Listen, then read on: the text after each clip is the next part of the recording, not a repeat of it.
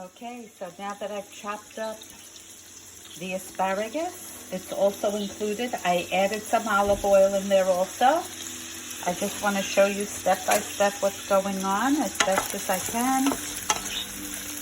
So I'm trying to make this pretty easy. So now we have a medium flame going on. We're going to mix this up, saute it.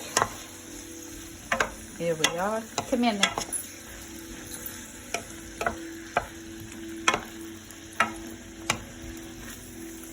And as soon as this sautés, I'm going to add some white wine, a dry white wine, not a sweet one. Okay?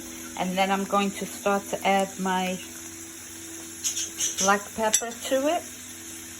Here's the black pepper. Just a sprinkle, just to give it a little bit of heat. Not too much, see? I'm going to start to add a little salt to it.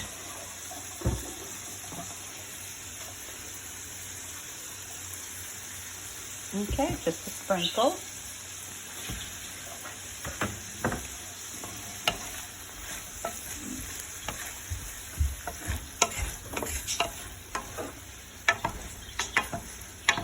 You hear the sauteing? Okay. Now what happens is as the shallot starts to sweat, it's adding juice. See the water added now to the asparagus? All their juices, the natural juices are coming out. So you can see that little bit over there. So it's less of a sizzle. But what it tells me is that it's cooking. See the color of the asparagus changing? Okay. So we're going to make the shallot cook a little bit more, and the prosciutto and the pancetta. And then we're going to start to add the rice a little at a time. Nick, could you come here? Hold the camera like this for me, please. Okay, let me get the rice.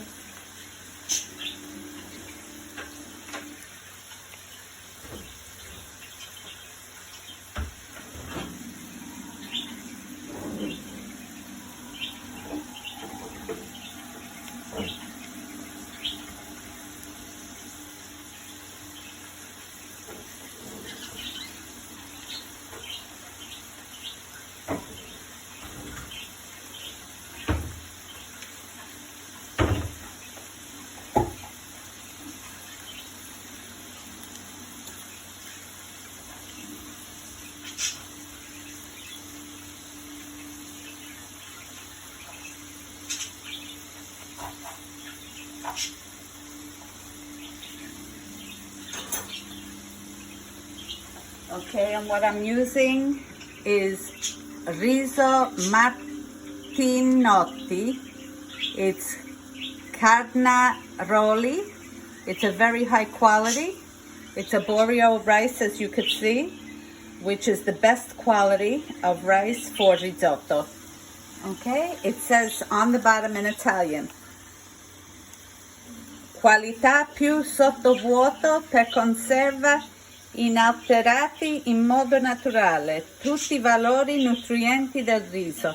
It's saying that they vacuum packed it to keep all the nutrients and the vitamins in the rice. Okay, so now what happens when I open this, see, it's a vacuum packed container, and when I open it, I cut it with a scissor and all the air seeps in. So then at that point, whatever I don't use goes in a jar.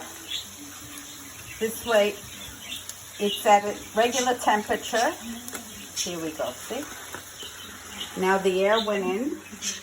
It's at a regular temperature, and then keeping it in the jar, you keep it dry. There we go. Okay, now I'm adding about 2.5 cups of Arborio rice, because it's only for me and my husband, so this grows, of course, as you know. So now, for every cup of rice, it's 2 1/4 cup of water. But when you make a risotto, it's a little bit less, okay? So what I like to do is, I do it real Milanese style, real Northern Italian style, the way I was taught. You add a little bit of water at a time. You make it absorb, and then you go to the next one, and you keep turning. It's a process, and that's how you get that creaminess that you could see inside of a risotto, a good risotto. Also, the quality of the rice is very, very important. In Italy, they don't fool around. That's where the risotto was invented. And this recipe is an authentic Italian recipe. And you're going to get excellent, excellent. You hear that? Okay, that's the rice popping into the butter and the olive oil. See? Look. You see how it's sizzling? Try to get close so that you see the sizzle. See that? Excellent. So now the oil is incorporating inside, the oil and the butter is incorporating itself inside the rice, inside the asparagus. The shallots are nice and tender. See? And now we're going to add our liquid a little at a time. Okay? So right now here I have prepared 500 grams of water in Italian measurements if you're in Italy. 500 milligrammi. And over here we have 2 cups, 16 ounces, okay? So we're going to work it a little at a time. You hear that? That's the opera of the music. That's when your temperature is perfect. There, just a little at a time. And what we do is we turn. Okay? See how green the asparagus are still? Okay. Eventually I will be adding more salt. You have to taste it. Always taste your food. You don't want to serve over-salted or bland food to your family or whoever's coming for dinner, your guest, okay? Or even if you're in a restaurant. Always, the chef always tastes.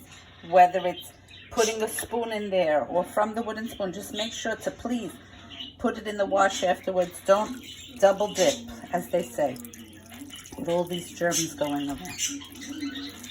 Okay, and that's it. A little at a time. I'm going to put this in. Then at the very end, when you're ready to serve, you're going to add your fresh Parmigiano. You shave it over it. If you want to give a drizzle of some more oil. And you serve it in a soup dish or a pasta dish. And it's delicious. Okay, so now we're going to cover this. And I'll get back to you later to show you how it turns out. Ciao.